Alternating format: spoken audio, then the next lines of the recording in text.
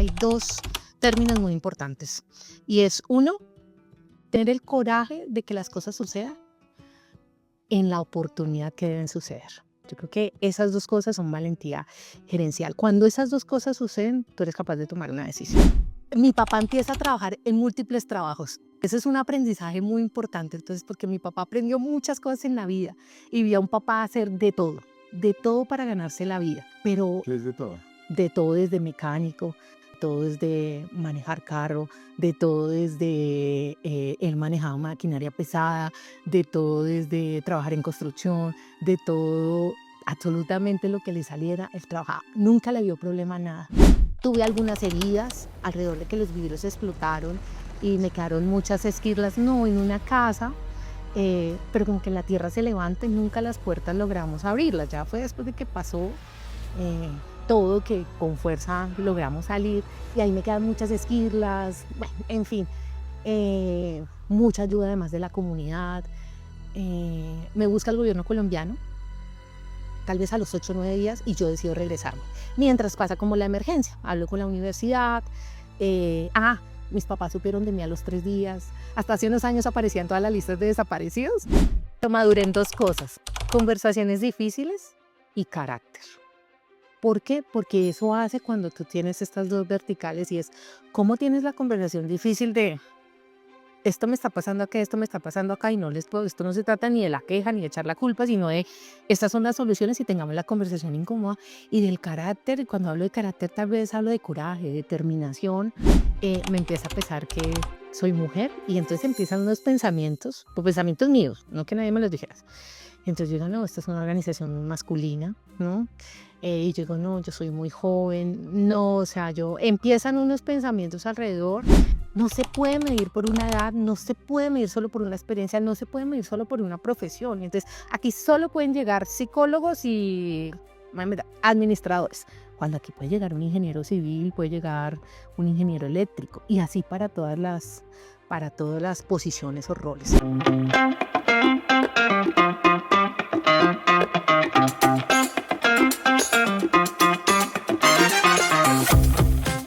En este nuevo episodio de Hackers del Talento, te voy a invitar a recorrer una historia que parece salir de una novela que combinaría los temas de superación, coraje, transformación.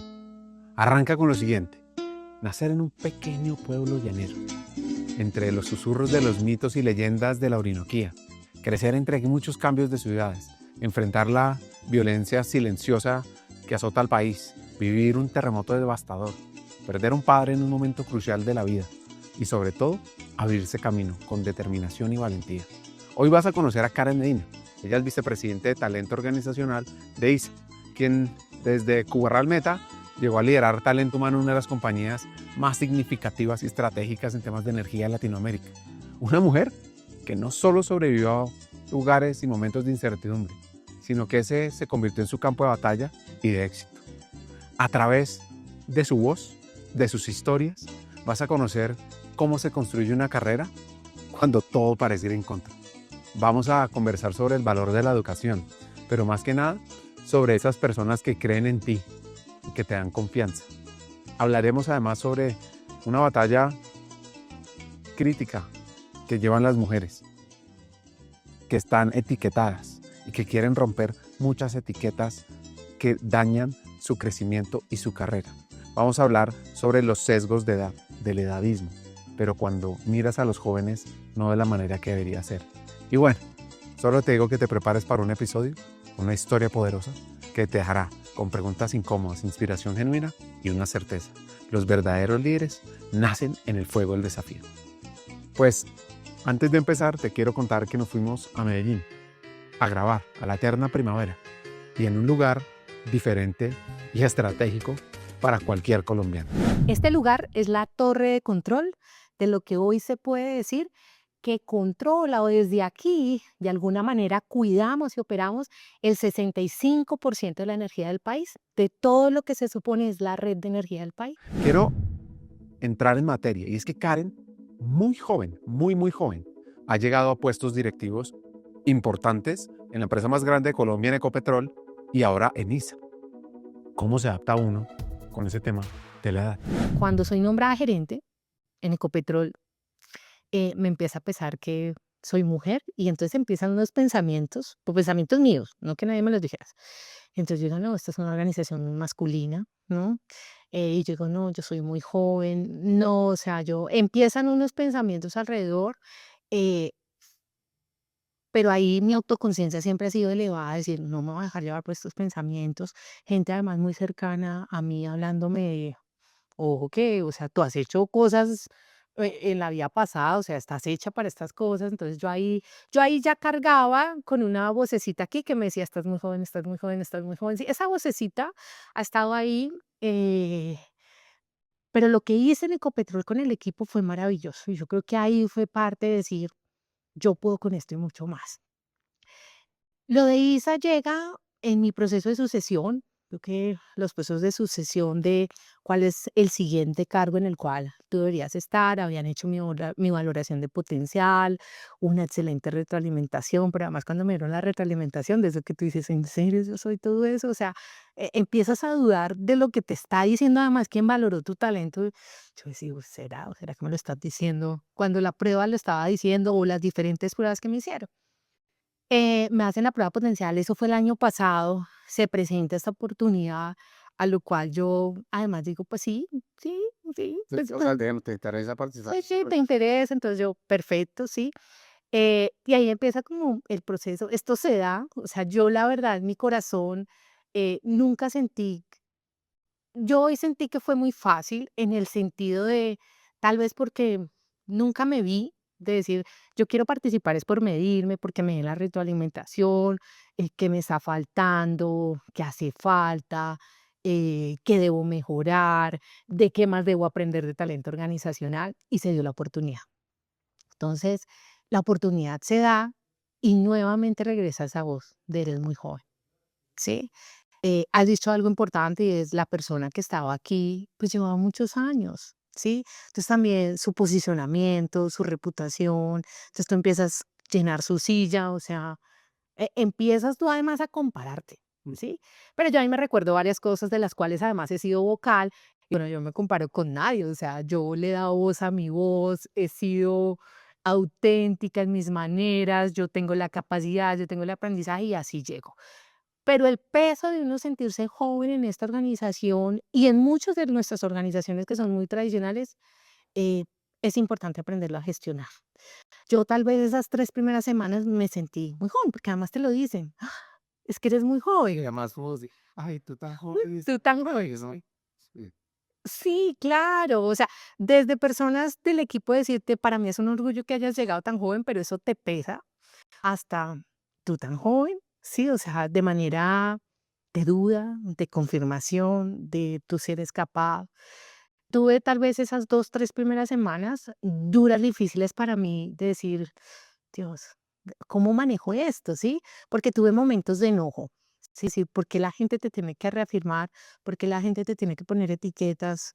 A mí nadie me conoce. Yo he hecho muchas cosas en las cuales he hecho méritos alrededor de estar acá, logros, aportación de valor, eh, en fin. Pero decidí la tercera, cuarta semana tomármelo con humor. Y desde ahí empecé también a decir, nunca me había sentido tan joven como cuando llegué a esta organización, porque me lo recordaron muchas veces, tal vez ese primer mes. Pero también le empecé a poner voz a eso y es a decir, eh, ¿cómo vamos a hacer que esta organización y muchas de nuestras organizaciones empiecen a ver que el talento joven no se puede medir por una edad, no se puede medir solo por una experiencia, no se puede medir solo por una profesión? Y entonces, aquí solo pueden llegar psicólogos y administradores, cuando aquí puede llegar un ingeniero civil, puede llegar un ingeniero eléctrico, y así para todas las posiciones o roles. Entonces, yo empecé también a darle voz a eso. No te digo que soy libre de eso, seguramente sí, mucha gente me ve muy joven, pero ya la edad no me pesa. O sea, yo en eso también dije: "Ay no, la vuelta", o sea, la vuelta a la página, y a quien yo le parezca muy joven, pues lo voy a tomar es como un detalle, como una admiración, lo voy a tomar como un piropo, pero yo no me voy a dar más palos sobre eso, porque yo necesito foco sobre mi trabajo. Yo creo que eh, no lo voy a negar, sí peso, sí palo, sí látigo, sí mi mente, jugarme malas pasadas, pero también cómo conviertes eso en lo que te hace la persona que eres, ¿sí? Yo no dije en ningún lado, a los 30 y algo de años debo estar acá, a los 30 y algo debo estar acá. Yo creo que ninguno lo escribimos, ¿sí? Yo he creado mi vida personal y mi vida laboral alrededor de lo que yo le he entregado a la vida, es mucha pasión, mucha determinación sobre cada una de las cosas y movimientos que he hecho. Lo que hago desde mi casa hasta mi trabajo, lo hago con la entrega total. Quien me conoce sabe que el reto, el desafío, la tarea, la actividad, celebrar un cumpleaños, ir a un paseo, yo le pongo el alma. Te quiero contar mucho sobre esta invitada, sobre cómo llegó a esa posición con tan pocos años, que va la resiliencia, la vulnerabilidad, el talante que tiene Karen Medina. Pero voy a arrancar por el comienzo, por su historia, en Cubarral Meta. Cubarral es un pequeño pueblo del llano colombiano, que es famoso por sus fuentes hídricas y cuyo nombre viene de la palma de Cubar, que es una especie nativa de la región. Pues es ahí donde Karen pasó sus primeros años. Ella tiene una mezcla de colombianidad. Su madre es vallecaucana, su padre cundinamarqués. Le heredaron ellos además raíces diversas, desde incluso el verde intenso de Antioquia hasta el alma cálida de los llanos orientales. Y aunque su vida se movió entre Villavicencio, Bogotá e incluso San Andrés, ella siempre ha llevado en el corazón esa identidad llanera, que es fuerte, auténtica y orgullosa. Ahora entendamos cómo es crecer con las raíces llaneras y qué significa eso. Vamos que mis primeros añitos fueron ahí, fui y yo no sé ahí si afortunada o desafortunada que migré a la ciudad, luego nuevamente regresé, porque he tenido esos matices. Y crecer desde ahí es desde la amplitud que tú ves en el llano, desde esas miradas amplias que tú tienes en el llano, hasta hablar duro. Digamos que es parte de la cosmovisión de la cosmovisión y es cómo gritamos, ¿sí? Porque es parte de lo que se vive. Cómo vives con mitos y leyendas, cómo vives y cómo te contagias además de la energía de lo que significa vivir en un pueblo que es muy distinto a la ciudad. Entonces sí crecimos en un ambiente mucho más tranquilo, mucho más relajado, mucho más amigable que lo que significa crecer en la ciudad. ¿Qué mitos y leyendas estaban mía? Ay, no, La parchezona, la sea, yotona. no todas. La bola de fuego, ¿sí? Entonces, el tema que el diablo se aparece en los cruces, en fin, o sea, hay un sinnúmero que me dice ahorita que pasó la Semana Santa, justo escuchaba un podcast alrededor de la cosmovisión de la Orinoquía, ¿no? Y hablaba de los llanos sanmartineros y de los llanos casanareños, y que el llano pues involucra también Venezuela, ¿no? Y habla de esos mitos y leyendas y con todo lo que crecemos en Semana Santa y todo lo que puede pasar alrededor de esa semana en la cual hay muchos ritos que se traen y que nos contaban alrededor de lo que sucedía. Ahora, yo los traigo, les tengo miedo, pero nunca he visto nada. Sí, no, no soy testigo de nada. No, nunca. Atención a esta historia de transformación de sí misma. Que leyéndome un libro, yo decía, yo, ¿por qué sería así? ¿Sí? Porque pues siempre además mi familia y mi entorno dice, pues que así no somos, ¿sí? ¿Usted dónde sacó eso? Y entonces últimamente pues yo digo, ya sé por qué soy así. A los 10 11 años,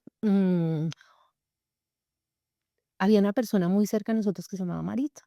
Marita es una chica muy joven, estaba estudiando y ella ayudaba en la casa de uno de mis familiares y pedía permiso los sábados para ir a vender merengones en la brigada militar, en la séptima brigada en Villamo, y me llevaba. Mi mamá siempre me dejó ir con ella, ¿sí? Yo tenía tal vez 10 11 años. Duré mucho tiempo yendo con ella a vender merengones, y Maritza además me ponía funciones, ¿sí? No me pagaban por eso, no, no, absolutamente nada. Pues ella me ponía a vender lo que yo tenía que decir, cómo tenía que entregar, qué tenía que hacer, qué no debía hacer, sí, cómo separarme de ella, o sea, un sinnúmero de cosas. Y le agradezco tanto a mi madre que me haya dejado ir con ella ese tiempo, porque además lo que significaba, yo me subía a un bus con Maritza, con todo lo que ella llevaba, nos bajábamos en la brigada, ella ponía su mesa, yo además, esto para mí era lo máximo que ella me llevara, pues yo me sentía jugando a vender merengones. Y esto para decir, yo siempre en los escenarios en lo que estoy, pues tengo una vena comercial alrededor de lo que quiero vender, de mis propuestas. El hecho de decir, yo quiero comportarme como un área de productos y servicios viene ahí, pero de hecho esa reflexión de yo por qué soy así, y digo, uno tiene en la vida tantas ventanas de aprendizaje. ¿Qué es lo importante? Conceptualizarlas hacia adelante, ¿sí? Y hoy conceptualizo hacia adelante y digo, wow, o sea, creo que ahí aprendí tantas cosas de mi vida, porque además Maritza me ponía horario, decía, a las 2 de la tarde tenemos que haber terminado, ¿sí? Pero además, no solo el hecho de yo ofrecer, ayudarle, sino que hoy digo lo que significaba para ella, y era tener unos ingresos adicionales para darse su universidad. ¿Sí? Entonces, como un sinnúmero de situaciones que digo, hoy fueron ventanas de aprendizaje que hoy conceptualizo en lo que soy como persona y como profesional. Imagínense que me puse a investigar y según la OCDE, en Colombia se necesitarían aproximadamente 11 generaciones para que una persona nacida en una familia del 10% más pobre alcance a niveles de ingresos promedio del país. Esto posiciona a Colombia como los países con menor movilidad social de la OCDE, donde el promedio son 4,5 generaciones. ¿Y esto por qué lo traigo? Porque tenemos un reto en acelerar la calidad de vida y el trabajo es crítico en eso. Pues bueno, la vida de Karen, su infancia estuvo marcada por cambios de ciudad. Creció también oyendo historias de violencia, desplazamientos, de robos, de miedo. Y aunque esos temas no se le hablaban mucho en la mesa, en la casa, sí le quedaron grabados en la memoria. Desde que ella era chiquita entendió que la vida estaba llena de desafíos y que, aún en medio de ellos, había que seguir adelante. ¿Qué momentos la van marcando? ¿Qué lecciones tiene ella de sus padres? Y mi papá fue un visionario. Ni mi mamá ni mi papá terminaron su bachillerato, pero los dos, yo creo que muy visionarios de lo que querían para nosotras, con mi hermana menor, y era que los dos soñaban con que las dos fuéramos a la universidad. Vinimos a vivir a Bogotá. Yo estaba en la primaria, yo tengo leves recuerdos tal vez de mi tercero de primaria, mi cuarto de primaria, y por eso nos venimos, ¿sí? Pero ahí empieza un sinnúmero de cosas, pero ahí inicia otro desafío y es la primera quiebra de mi papá, O ¿sí? sea, se vuelve empresario, o sea, Mi papá empieza a trabajar en múltiples trabajos. Ese es un aprendizaje muy importante, entonces, porque mi papá aprendió muchas cosas en la vida y vi a un papá hacer de todo para ganarse la vida, de todo, pero que es de todo. de todo desde mecánico, todo desde manejar carro, de todo desde él manejaba maquinaria pesada, de todo desde trabajar en construcción, de todo, absolutamente lo que le saliera, él trabajaba. Nunca le vio problema a nada, ¿sí? Y siempre a todo tenía solución, ¿sí? Un hombre que además matemáticamente, estadísticamente, aritméticamente era muy inteligente, Ok. ¿sí? A pesar de que no había ido al colegio. Entonces, en eso fue para mí ese héroe. Pero en todo eso, digamos que suceden cosas y empiezan a suceder tal vez como esas fracasos que tienen las familias alrededor del tema y decidimos regresar a Villavicencio. ¿Y el quiebre que tenía? O sea, ¿qué negocio o qué? Mira, se empieza a quedar sin ningún sustento, sin ningún trabajo alrededor de los temas. En ese entonces mi mamá se dedicaba 100% a la casa, 100% a nosotras. Y en eso nos devolvemos para Villavicencio, un familiar de mi papá le presta ayuda y nos vamos a vivir con ellos. Sí, o sea, aparte fue empezar a vivir con las segundas primas, digamos en el nivel segundo eran mis primas, eh, y allí nos dan como ese apoyo. Estaba en quinto de primaria, llegué a la escuela a estudiar en Villavicencio y ese fue nuestro regreso a Villao. Obviamente yo a la escuela, pasaba de un colegio femenino a la escuela. Y eso ya para mí fue otra cosa muy distinta.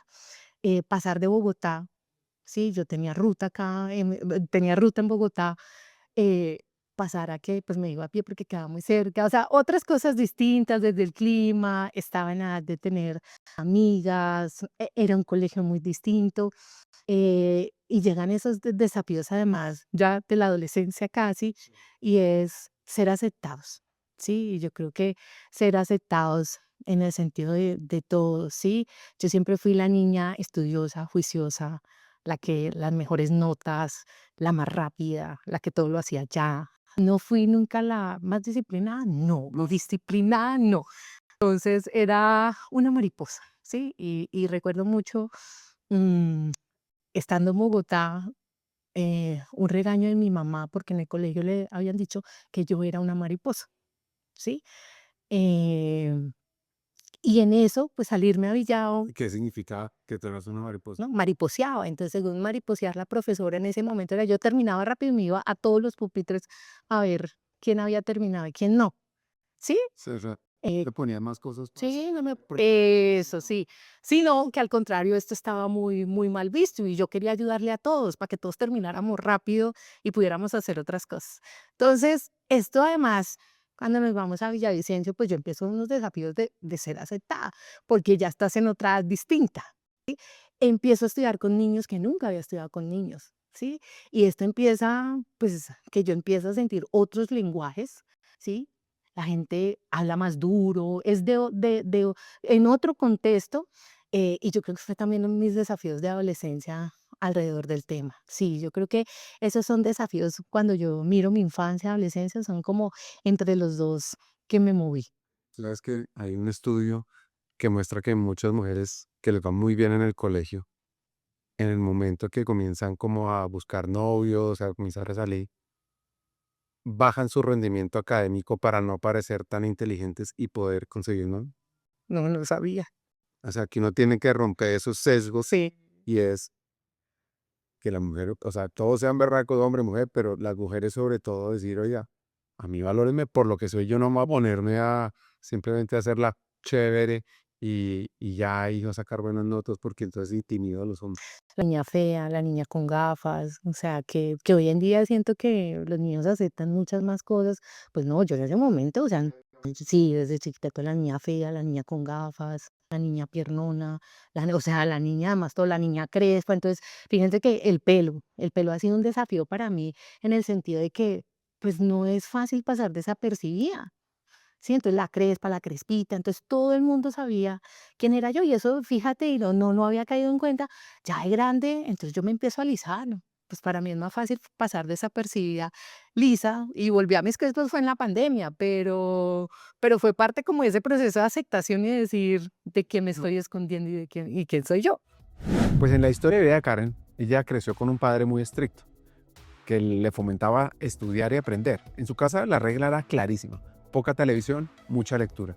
Mientras sus amigos se sabían de memoria cada programa, cada serie del momento, ella devoraba libros. Su única concesión familiar era ver de vez en cuando las Tortugas Ninja. Y les cuento una anécdota. Muchos años adelante pudo visitar Nueva York y le cambió toda su mirada sobre esta ciudad, sobre todo cuando veía las alcantarillas de esa ciudad, imaginándose que saliera Donatello, Rafael o alguna de estas tortugas. Pues bueno, esa misma disciplina que antes parecía una carga, podríamos decir que la sostuvo después, cuando tuvo que dejar Villavicencio, porque terminó bachillerato, adivinen a qué edad, a los 15 años. ¿Qué hacían ustedes a los 15 años? Porque ella empezó a abrirse camino en una universidad con sus propios recursos. Al final, es una vida construida no desde el permiso, sino desde el esfuerzo, la valentía y las ganas de superación. De acuerdo, pero mi mamá decía, no, es que yo necesitaba mandar al colegio rápido, al jardín rápido, porque usted era demasiado cansón en la casa y mejor desde tempranito en el jardín. Resulté terminando el bachillerato a los 15 años y yo, imagínate que hago un curso en el SENA, en ese momento digitadora recepcionista. Ahí estuve un año, hice mis prácticas, hice todo, trabajé en un SENA, en el SENA agropecuario que hay en Villado y allí trabajé casi 8 o 9 meses. Finalmente, era la persona que recibía todas las admisiones dentro del SENA agropecuario, que recibía, cuando digo recibía, que digitaba en el sistema, ¿sí?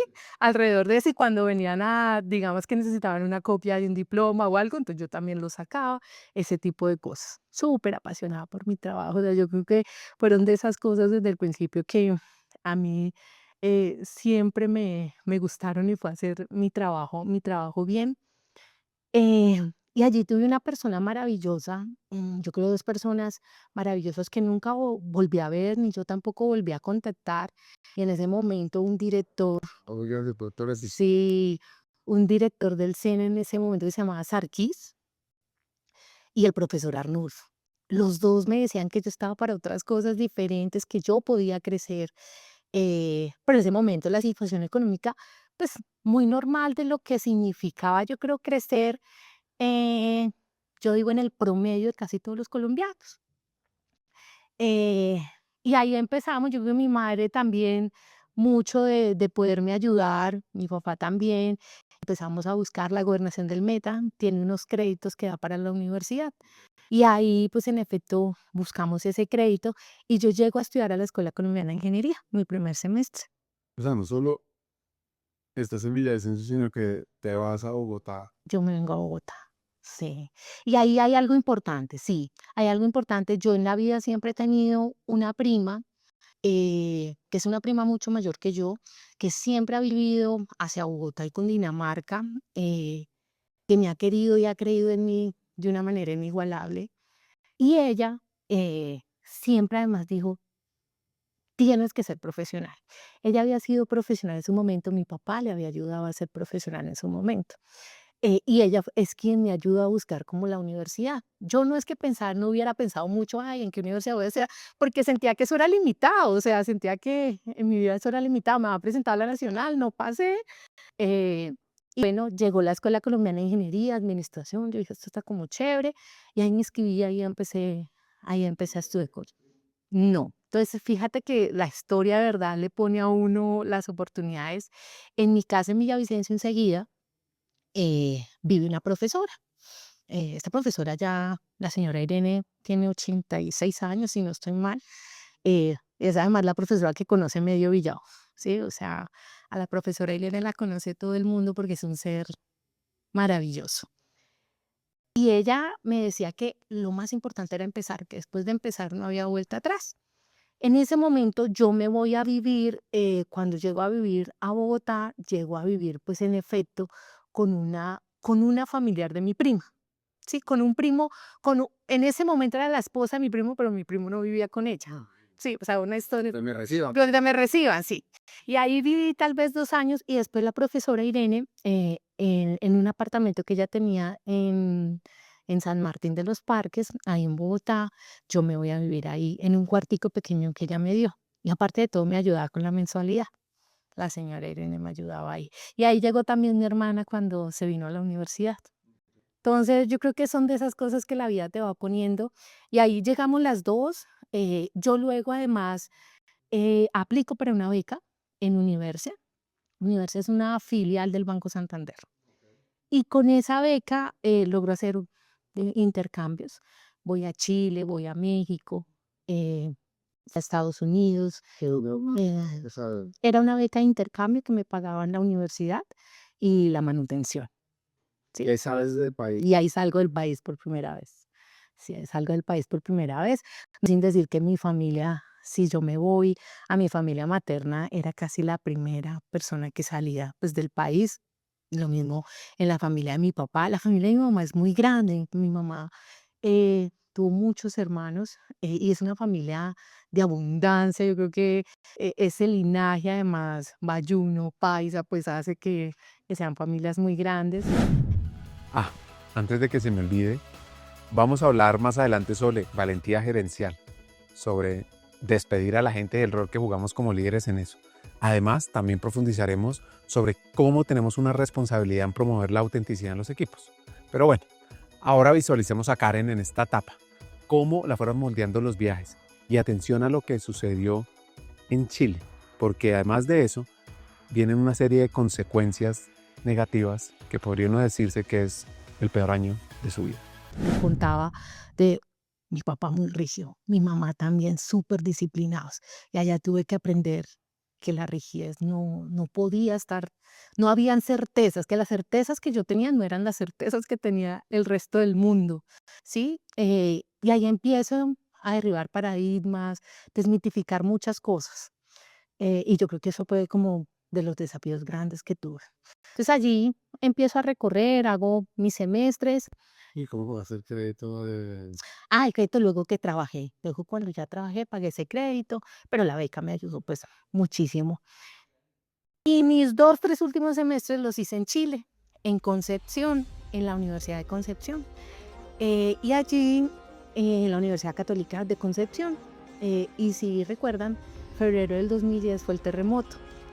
Ese día del terremoto yo viajé a Chile porque regresaba a mis vacaciones e iniciaba mi práctica profesional, que la iba a hacer en la universidad. Y ese día, pues a la madrugada fue el terremoto de Chile. Yo estuve en el epicentro, pues sí, el epicentro fue en Concepción, yo vivía en Conce para ese momento. Finalmente, soy repatriada de ese terremoto. Eso fue, o sea, de las experiencias ya estando más adulta, digo, es de las experiencias que digo, no quiero volver a vivir, que por detrás significan muchas cosas, más allá de que yo llegara a hacer mi práctica, es lo que empiezas a ver, ¿sí? Las emergencias sanitarias, quedarte sin agua, tu familia no sabe de ti, eh, cómo vas a comer. Yo vivía con otros 2 extranjeros, ¿qué hacemos? Un sinnúmero de cosas que empiezan a emerger que te ponen en otras situaciones. Finalmente, el gobierno me busca. Tuve algunas heridas alrededor de que los vidrios explotaron y me quedaron muchas esquirlas, no en una casa, pero como que la tierra se levanta y nunca las puertas logramos abrirlas. Ya fue después de que pasó eh, todo que con fuerza logramos salir. eh, y ahí me quedan muchas esquirlas, bueno, en fin, eh, mucha ayuda además de la comunidad. Me busca el gobierno colombiano, tal vez a los 8 o 9 días, y yo decido regresarme. Mientras pasa como la emergencia, hablo con la universidad, mis papás supieron de mí a los 3 días, hasta hace unos años aparecían todas las listas de desaparecidos. Para mis papás también yo creo que fue el evento así de, o sea, ¿qué pasó acá? Además para mí fue así como decir, este fue el último día de mi vida, o sea, cuando empiezas a sentir eso, tú dices, hasta aquí llegué. Yo decido regresar al país porque en efecto la situación no era una situación chévere, o sea, empezar a ver tantas cosas, yo dije, no, esto no, esto no. Y se iba a demorar, yo dije, no, pues mientras dura la emergencia yo me regreso a Colombia, dejé mis cosas en Chile, me regresé a Colombia en un vuelo humanitario, regreso, eso fue más o menos primera, segunda semana de marzo, estoy hablando de ese año. eh, Mis papás en abril de ese año se separan, o sea, al mes más o menos se separan, y al mes, un 11 de mayo, mi papá fallece. O sea, ese año fue de esos años que uno dice, el año, sí, así es.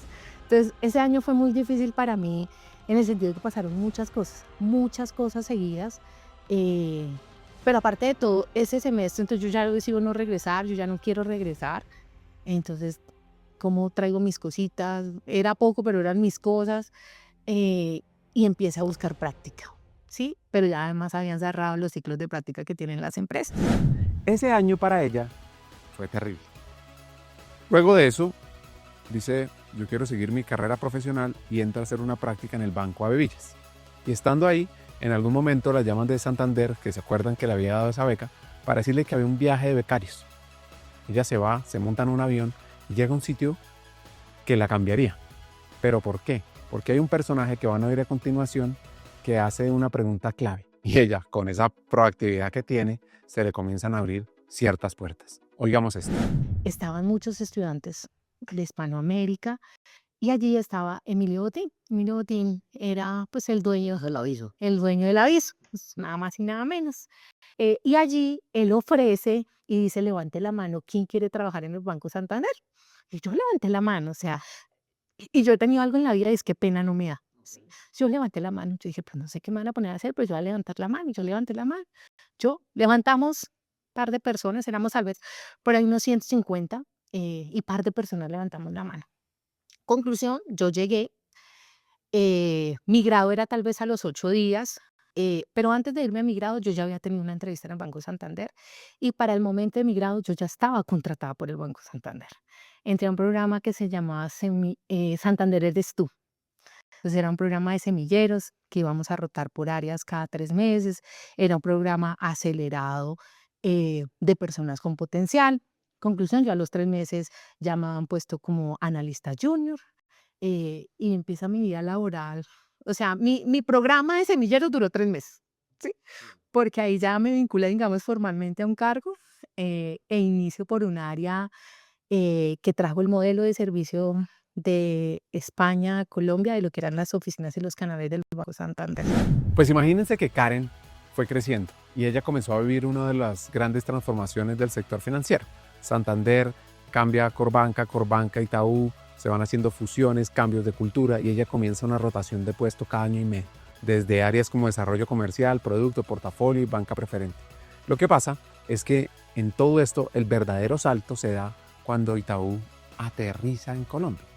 Sin levantar la mano, esta vez la vieron lista y con apenas 27 años le ofrecieron liderar parte clave del proyecto de transformación, que era modelo comercial, productos, servicios y gestión del cambio. Y ella tenía que coordinar a 72 personas. Esa fue su primera gran prueba de liderazgo.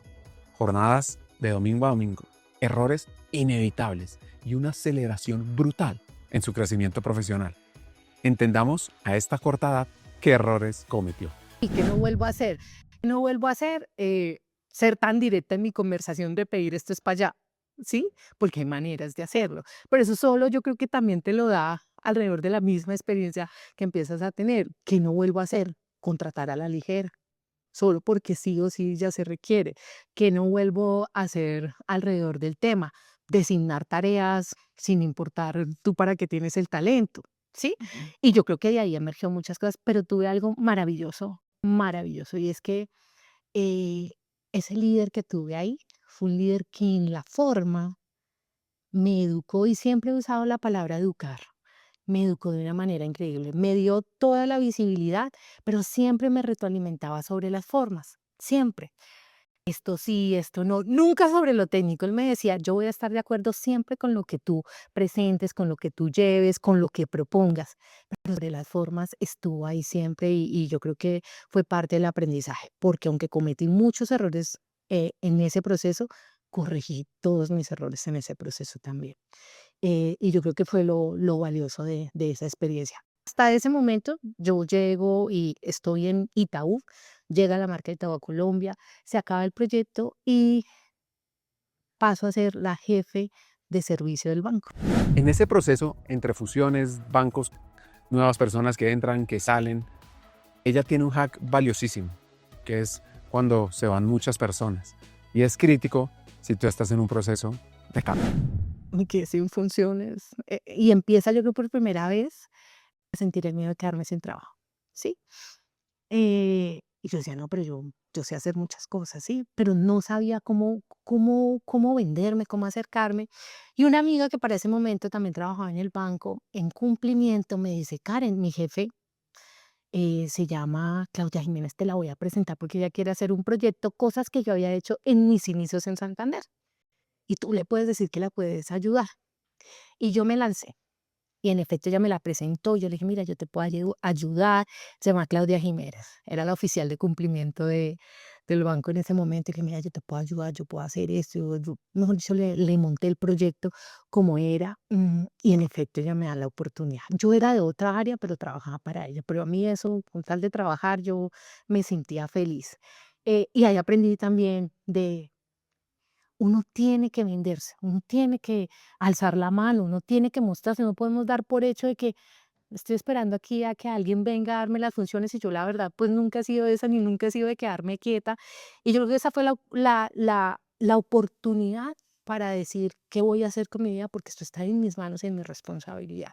Claro, partí de un miedo, el miedo de quedarme sin trabajo, ¿sí? Que yo creo que muchos hemos tenido ese miedo. Yo creo que ese miedo sacó lo mejor de mí, de yo qué hago para en efecto mostrar que yo soy capaz de hacer muchas cosas en la vida y que soy capaz de aportar. Y de ahí, de eso que sale, salgo al proyecto. En efecto, sí. Y yo creo que sobrevivir en todo eso es siempre tener en la mente dar el mejor valor de lo que uno tiene para entregarle a las organizaciones. A veces uno como profesional está esperando. Siguiendo con su historia, después de liderar uno de los proyectos críticos del banco, aparece una oportunidad: irse a la vivienda, dar un salto de carrera, entrando a la vicepresidencia de transformación como jefe de proyectos y de procesos. Ahí tiene un cambio retador, completamente distinto, y empezó a descubrir facetas nuevas de sí mismo, porque ella venía a ser todoterreno, de hacer de todo un poco, y ahora enfrentaba el reto de construir en una cultura más estructurada, más enfocada en procesos, como es el Grupo Bolívar. Fue un cambio de cancha y de mentalidad, y uno que terminó de, podría decir uno, afilar su perfil de líder. ¿Cómo fue eso y qué aprendió? Ama la casita roja, o sea, y todo el mundo habla muy bien de la casita roja, y la casita roja es eso, es ese amor. Eh, Llego, eh, y las dinámicas son distintas.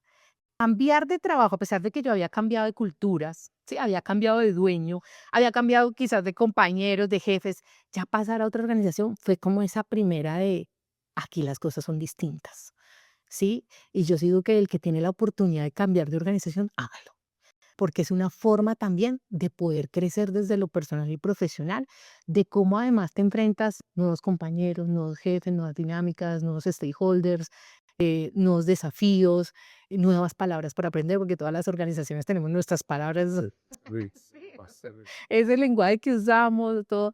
Y bueno, Da Vivienda me presenta esos nuevos desafíos para mí. Y allí estuve año y 8 meses Ok. en Da Vivienda. eh, por primera vez empiezo a tener un reporte jerárquico y un reporte matricial, que eso también era para mí, digamos, un desafío, y es reporto jerárquicamente aquí a una vicepresidencia, pero de alguna manera matricialmente o de manera funcional reporto a otra. Hablemos de temas más polémicos, de aprendizajes y de retos. Cuando eres un líder, te toca comenzar a despedir personas. ¿Qué aprende uno de ahí? ¿Qué hacer y qué no? De las decisiones De que desatar. de sacar gente. Sí, fíjate que hoy hablaba con alguien y decía, hay ciertas cosas que parecieran prohibidas y que te hacen mala persona, despedir a alguien. ¿Sí? Porque se ponen muchas etiquetas alrededor de por qué despediste, si detrás hay un humano, si detrás hay esto. Pero también siempre he concebido que tenemos una responsabilidad también sobre el rol que tenemos, sobre las funciones que tenemos, sobre el valor que tenemos. Yo creo en el desarrollo, yo creo, por supuesto, en que la gente merece todas las oportunidades, pero también a veces no estamos en el lugar donde estamos.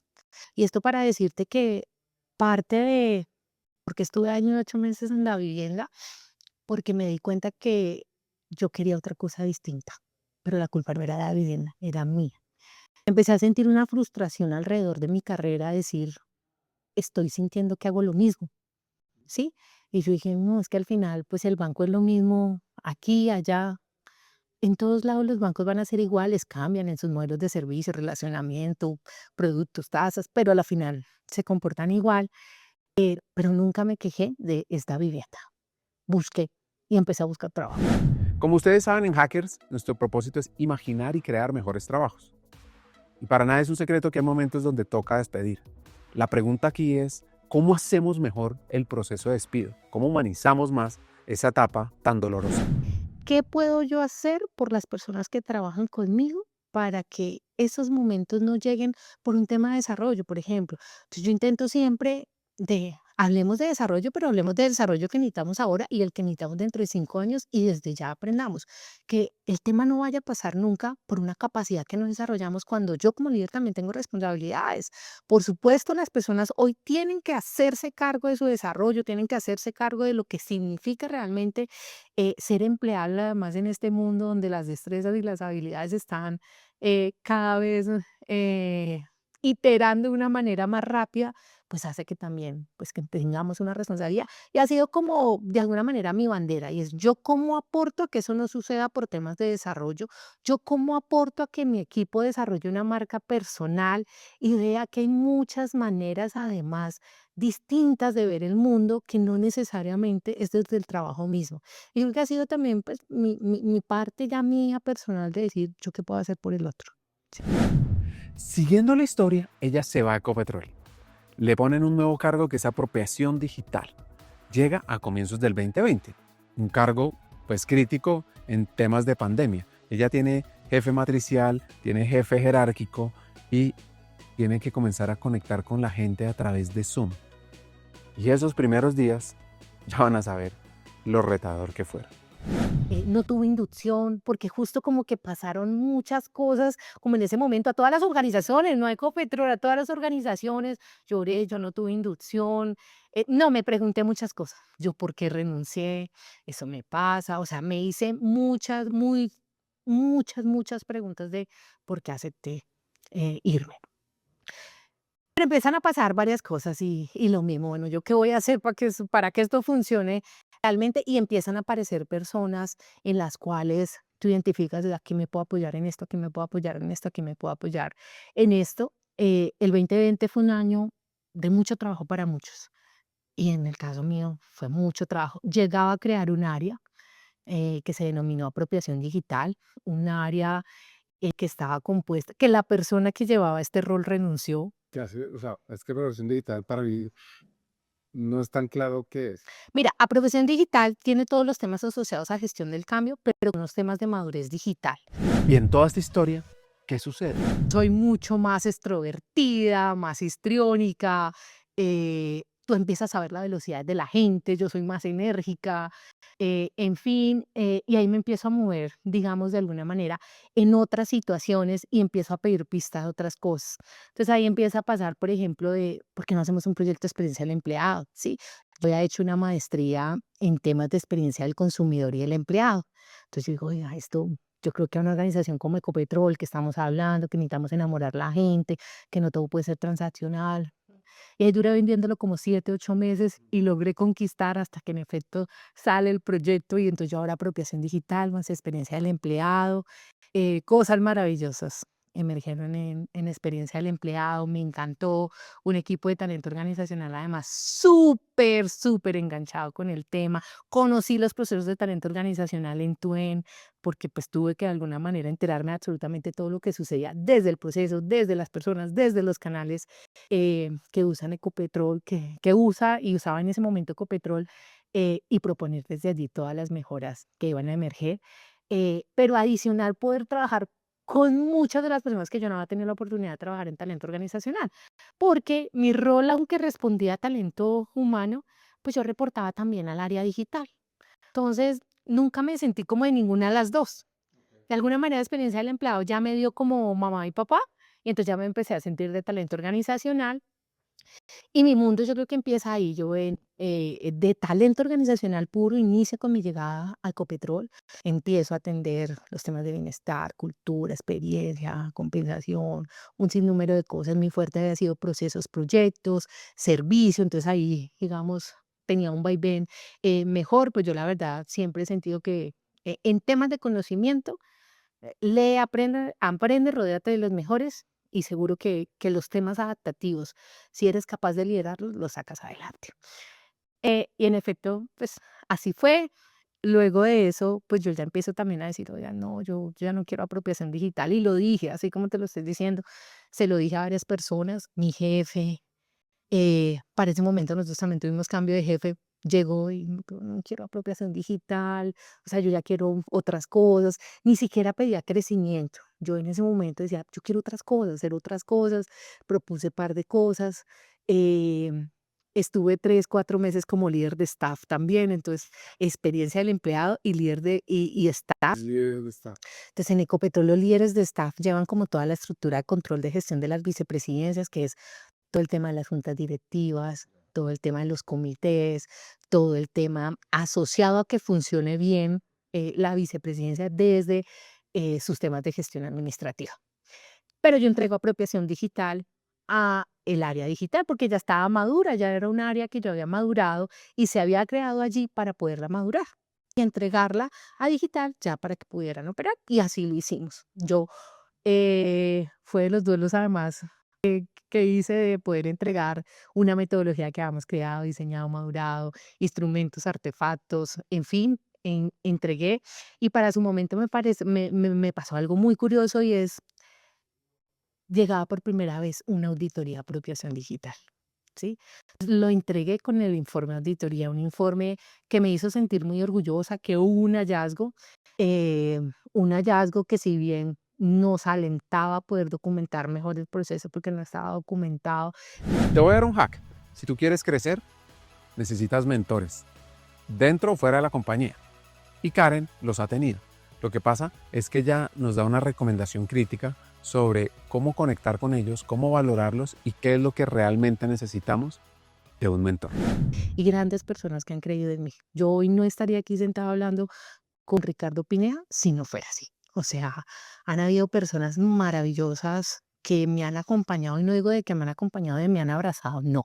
Me han dicho las verdades, me han dado feedback, me han dicho por aquí sí, aquí te equivocaste, esto no estuvo bien, esto lo hiciste muy mal, ¿sí? Y creo que a mí me ha gustado que la gente haya sido directa conmigo.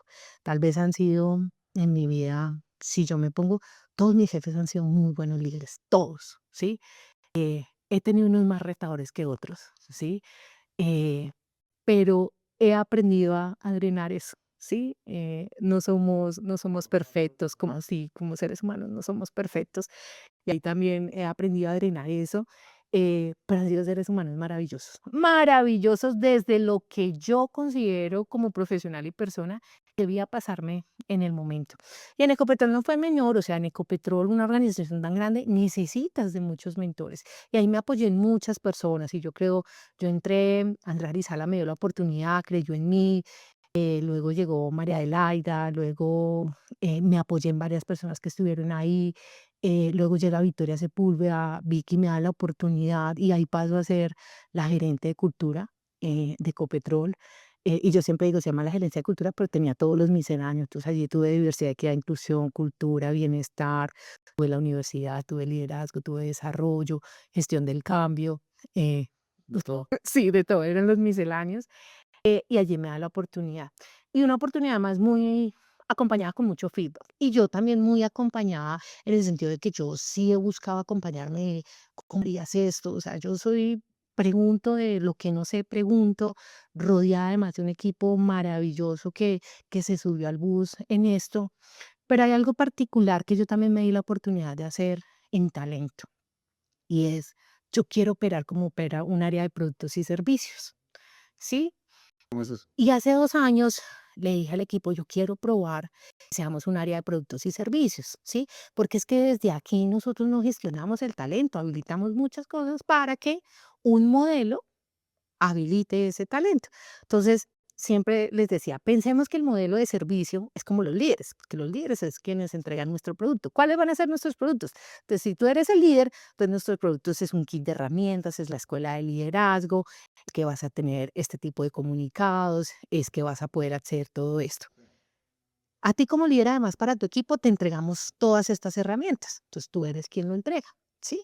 Y esos productos y servicios lo creamos basados además en unos arquetipos que por eso experiencia del empleado me había ayudado tanto alrededor de entender qué tipo de personas trabajan en la organización. También le dimos un orden, ejemplo, a todos los rituales que existían en la organización y es, esos rituales se vuelven productos. ¿Qué es un Entonces, ritual?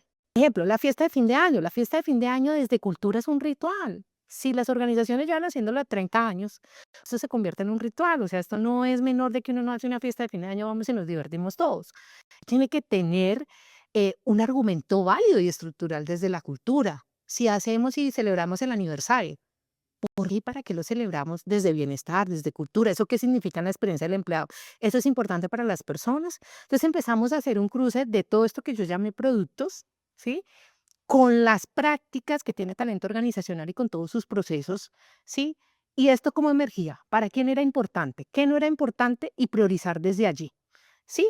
Y esto lo que hizo es que cada vez que pensábamos en una solución nueva, pensábamos en este producto a quién se lo quiero entregar, cómo va a ser entregado, qué necesita este producto para ser el producto que necesitan los empleados y empleadas de la O sea, organización. esto es como, yo me lo imagino como un Amazon con una cantidad de cosas y hacían una Como un marketplace. Sí, marketplace donde digan, a este le va a mandar esto porque seguro lo compra a este sí. esto, bueno, porque lo tío compra, lo necesita. Eso.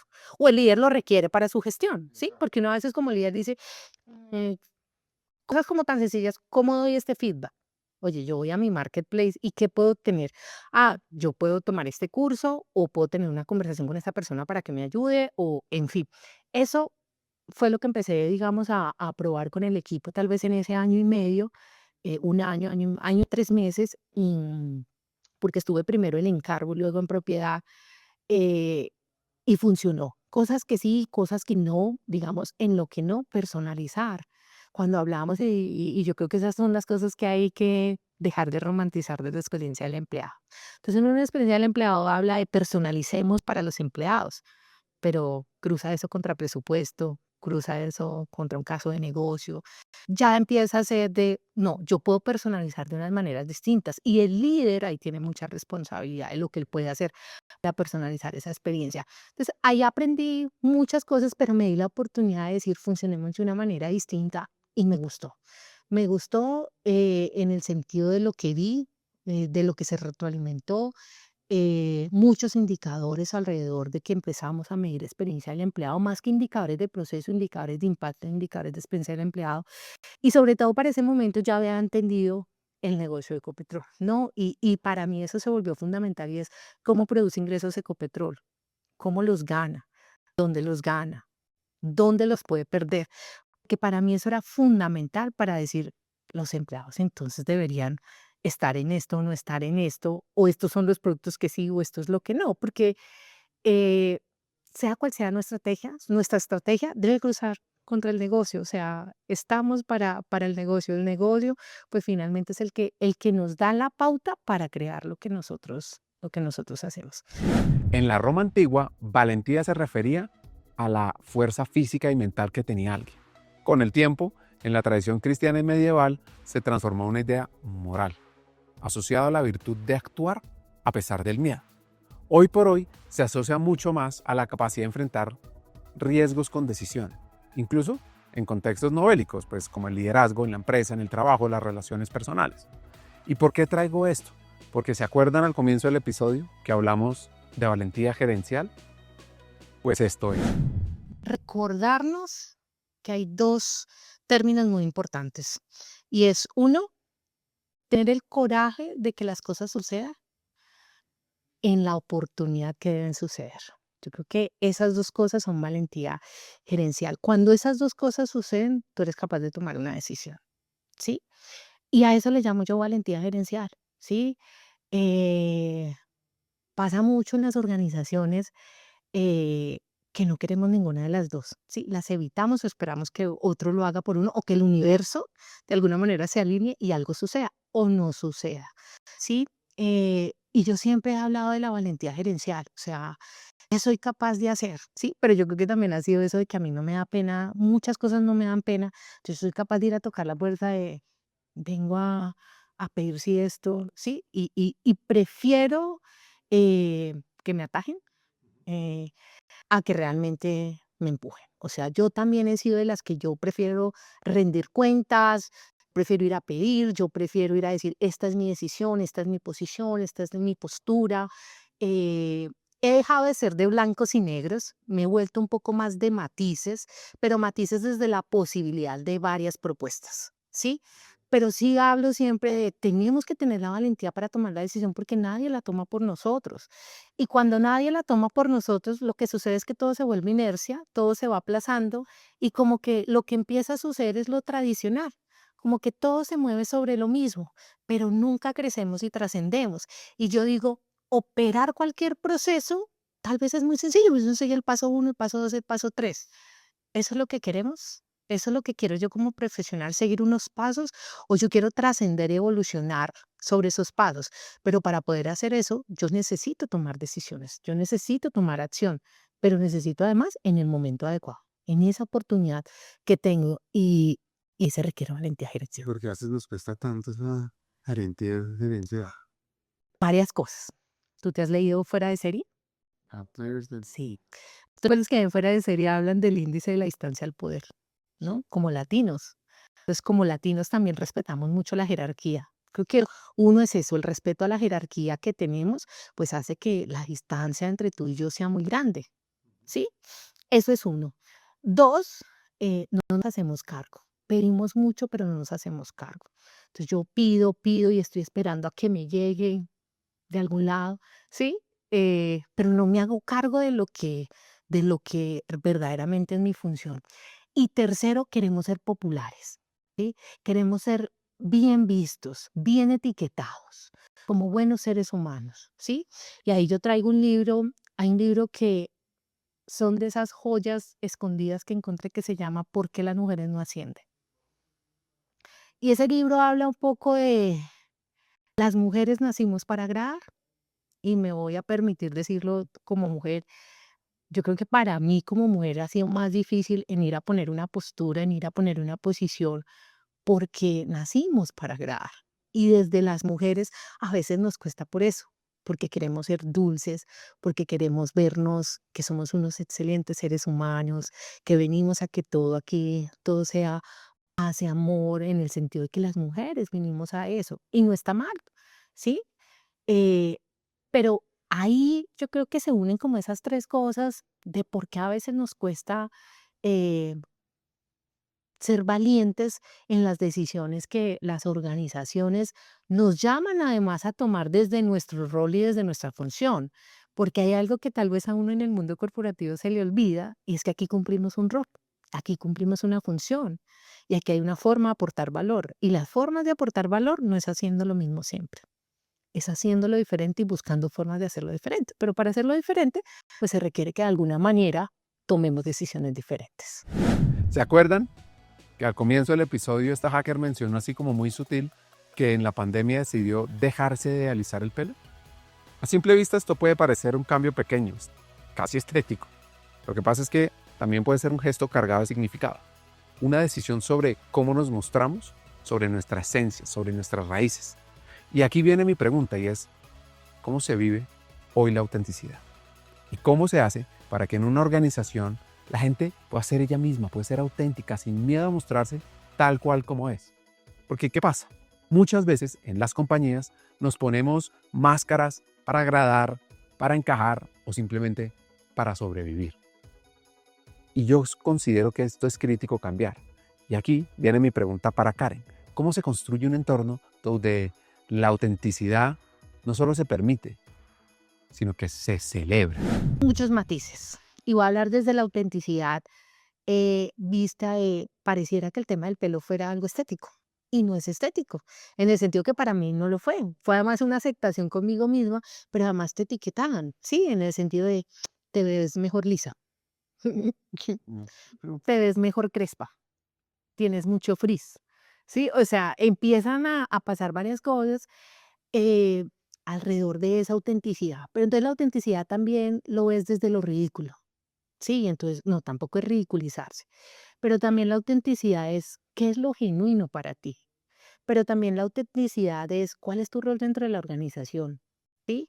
Y esto no es decir qué se puede, qué se vale para ti, no, sino qué es lo correcto dentro de mi rol, mi función y lo que es genuino para mí, ¿sí? Porque allí pueden pasar muchas cosas, y es las máscaras. Yo me llamo ahora vicepresidente, entonces, pues no hay ciertas cosas que no están escritas en ningún manual, pero yo tengo que escribir así, vestirme así, decir esto, no decir esto. Autenticidades de, te voy a contar una historia. Día uno que yo llego a ISA, hablo con el equipo y el equipo me cuenta que aquí todos se vienen en tenis. Sí, que es una cultura relajada y que aquí todos se ven en tenis. Yo digo, no, a mí no me gustan los tenis. Y es verdad, no me gustan los tenis porque yo soy muy chiquita y me siento chiquita. O sea, no me gustan los tenis. Bueno, estos meses, lo que ha pasado, entonces yo empecé a ver como ciertas situaciones, todas en tacones y los chicos con zapato, ¿sí? Entonces un día, sí, de mi equipo, cuando yo no dije nunca eso, ¿sí? Pero también me hice cargo de mis palabras. Yo dije, yo no fui clara. Entonces yo creo que la autenticidad va también en eso y es en las claridades. Fíjate que es auténtico venirse en tenis, pues no es auténtico venirse en tacones. Para el equipo fue auténtico decirme que aquí la autenticidad se veía en los tenis. Y después de mi reflexión, que un día les dije, yo nunca quise decir eso y lamento si lo confundieron de verdad, yo apreciaría su autenticidad, ¿sí? Pero mi autenticidad está en que a mí me gustan los tacones, ¿sí? O a mí me gusta vestirme así, o a mí me gusta recogerme el cabello, pero a veces le hemos puesto además etiquetas a qué es la autenticidad y qué no. ¿Por qué? Porque no sabemos respetar el otro. ¿Sí? Porque es que mi certeza es lo que vale, no tu certeza. Y yo creo que ahí es donde nos falta la madurez alrededor de qué es autenticidad y qué no es. ¿Sí? Por eso hablo de tal vez ni es ridiculizarse, es ser genuino, pero es también entender el contexto en el que estamos. ¿Sí? Entonces, no voy a ir en tacones el día que haya una actividad por fuera con el equipo en donde tengamos que correr. ¿Sí? Entonces, eso no es ser auténtico, yo llegar en esa situación. Entonces, también cómo mediamos ahí, para darle sentido a lo que somos. Yo creo que va desde el sentido de lo que somos, ¿sí? No me gusta hablar desde el propósito, porque yo muchas veces me he preguntado cuál es mi propósito y a hoy no lo he encontrado, ¿sí? Yo me levanto todos los días diciendo, hoy quiero ser mejor ser humano que ayer, hoy quiero ser mejor ser humano que ayer, y ahí me voy corrigiendo yo misma, pero lo hablo desde ese sentido, de lo que somos y de lo que queremos ser, ¿sí? He hablado también muchas veces de darle voz a mi voz, ¿sí? Eh, y a través de darle voz a mi voz, trato de darle voz a otros, ¿sí? Y es poner en mis palabras lo que yo pienso, ¿sí? Siempre, siempre en el marco del respeto, de la inteligencia práctica, de lo que es bueno para la organización, de lo que es bueno para el otro, pero siempre darle valor y voz a mi voz, ¿sí? Yo creo que ahí también he trabajado mucho en no permitir que otros tomen mi voz, porque yo tengo mi propia voz, ¿sí? Y ahí yo creo he valorado mi autenticidad, ¿sí? Pero yo creo que la autenticidad está vista desde muchas maneras, pero la mía ha sido en darle voz a mi voz y en decir, esto es lo que yo pienso, por este camino debería ser, esto no deberíamos, aunque resultemos haciendo una cosa distinta y llegando a certezas y a propuestas totalmente distintas. Sentirme tranquila desde mi sentido. Es eso, yo creo, el tema de autenticidad. Ah, por cierto, el equipo volvió a usar los tenis, si estaban preocupados. Quiero aprovechar también la experiencia de Karen, porque es que muchas empresas dicen y lo ponen en sus páginas web, en todos los lugares, que el empleado está en el centro.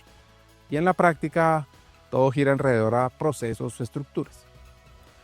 Karen hizo cambios muy importantes en la experiencia del empleado en Ecopetrol. ¿Cómo se logra que esa promesa sea real y no un eslogan más? ¿Qué se necesita para que el empleado de verdad sea el eje de las decisiones de una compañía? Dibujar un modelo entre copersonas es lo de menos. Pero voy a poner un ejemplo muy al lugar de lo que me ha venido sucediendo últimamente y es casos de negocio de cualquier proyecto. Entonces iniciamos por lo que puede ser tal vez el ROI, la TIR y todos estos indicadores alrededor del tema y multiplique y ponga aquí personas y súmele los gastos administrativos, un sinnúmero de personas, de conceptos financieros. Y yo estos últimos meses y desde Ecopetrol venía hablando mucho de por qué las conversaciones no las iniciamos de cuáles son los desafíos adaptativos que tenemos en ese caso de negocio para llegar al caso de negocio. Porque en los casos de negocio nunca encontramos un porcentaje de lo que pasaría si tomamos esta decisión o esta, producto de que estos desafíos adaptativos se cumplan o no se cumplan. Porque nunca ponemos en un papel es que para esto que yo quiero hacer, este proyecto que yo quiero hacer, este caso de negocio, esta nueva empresa, porque nunca ponemos culturalmente, este es el desafío desde el liderazgo, nunca lo hacemos, normalmente no inicia ahí, inicia por las cifras. Ya luego nos preocupamos, ¿sí? Talento organizacional que lo gestione. Y yo en eso también he sido vocal en decir, es que yo voy a entregar habilitadores para que los líderes gestionen, ¿sí? Y eso ahora, haciéndome cargo, digo, ¿por qué en los casos de negocio no nacemos de otra manera? Y desde ahí empezamos con un factor multiplicador de qué sucede dependiendo de la decisión que tomemos. ¿Sí? Yo creo que eso es como parte de también de cómo talento organizacional se hace cargo de que hablar que está en el centro en el empleado es, por ejemplo, empezar a hablar de que tenemos que empezar de otra manera los casos de negocio. Otro ejemplo, gestión del cambio. No sé si has escuchado o te ha pasado que gestión del cambio es lo más importante. Entonces las organizaciones dicen, no es lo más importante porque el proyecto se tiene que adoptar y nunca hay presupuesto para gestión del cambio. ¿Sí? No, eso lo puede hacer el proveedor que vaya a hacer la herramienta, eso lo puede hacer, ¿sí? Entonces, parecen discursos eh, distintos, diferentes, pero en las mismas personas. O sea, de hecho, yo lo he dicho, yo he sido protagonista, he sido además cómplice de lo que sucede alrededor del tema, eh, pero yo creo que ahí también es cómo le damos la vuelta y cómo empezamos a hablar de una manera genuina de qué sucede si no pasa. O sea, ¿qué sucede en lo financiero si esto no pasa? Y creo que ahí como talento está nuestra responsabilidad de empezar a dar esos factores alrededor de lo que puede suceder en el negocio. Quiero hacer una pregunta a Karen, pero también a ti que nos estás viendo y escuchando. ¿Qué significa ser un líder que primero se transforma a sí mismo, a sí misma, antes de pedirle cambios a su organización? Y me voy a poner mi sombrero de líder, más allá de que hoy cumpla función de talento y es, todo inicia en el líder. ¿sí? En el sentido de primero darle la responsabilidad al equipo y es no olvidar que como personas tenemos unas responsabilidades de que el desarrollo o cualquiera de lo que pase a nuestro alrededor, debemos tomarlo con nuestras manos y debemos ser protagonistas de ellos. Lo segundo, el líder. Entonces, como líder, ¿yo qué puedo aportar y qué puedo hacer? Pero ahora tercero, en la estrategia. Nunca dentro de la estrategia nos ponemos como talento organizacional. Entonces uno dice, uno le hace el plan de cultura, el plan de bienestar a todo el resto de las áreas. ¿Y el de uno? No. Yo creo que, ha sido como de los cambios que me he permitido también llegando aquí, a ISA, y es decir, ¿qué hago de diferente por este equipo? ¿Sí? Entonces, te voy a poner un ejemplo. Aquí decidí con la socia de negocio, cada 15 días me veo con ella a hablar del equipo, ¿sí? He visto esto, me gustaría esto, ¿cómo ves esto?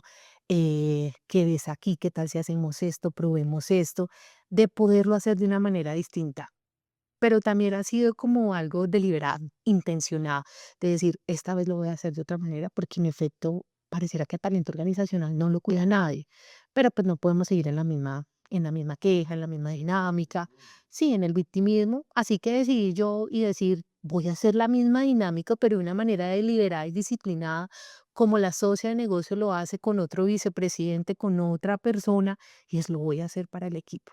Y ahí vamos, vamos bien, vamos fluyendo. ¿Qué me toca? Ser constante, ¿sí?